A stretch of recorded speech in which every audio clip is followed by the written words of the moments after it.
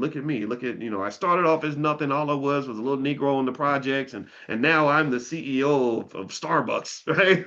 So, so that doesn't make you more important than a black mother who has the unique capability of producing these extraordinary black children that go on to become the greatest athletes in the world, the greatest scientists, the greatest NFL stars, the greatest computer programmers. Like a black mother is the only one who has the ability to produce a black child, and we know the amazing things black people have done would not have occurred without the womb of the black woman. So, in my book, there's no way you could argue that the womb of a black woman is worth less than all these other superficial material things.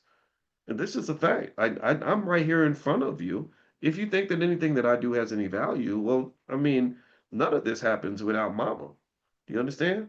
So when I talk to my daughter when she's having kids and stuff, and I'm like, yeah, there's not a job more important than being the mother of a black child. Like we don't even there is no game without you.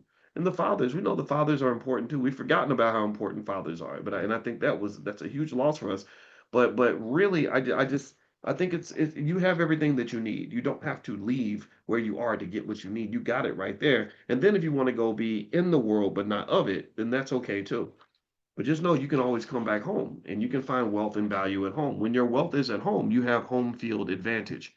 You want others to have to come to you to get their wealth. You don't want to have to go chase them. So, as Dr. Claude Anderson says, it is an absolute crime that we send our children out into the world across town to people who hate their guts to make them go beg for a job. All wealth should start right at home, domestically manufactured, whatever that looks like.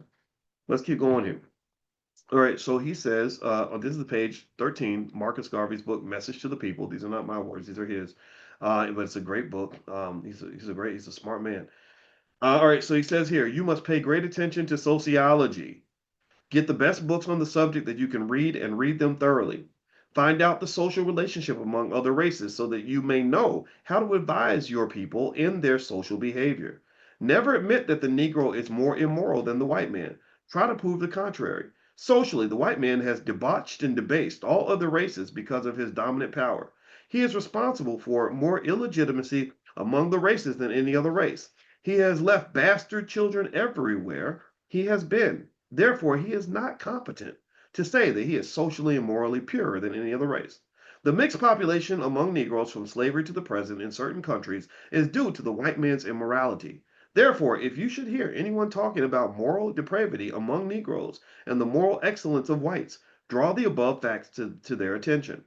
When when when you're through reading and researching, you have discovered any new fact helpful to the dignity, prestige, character, and accomplishment of the Negro, always make a noise about it.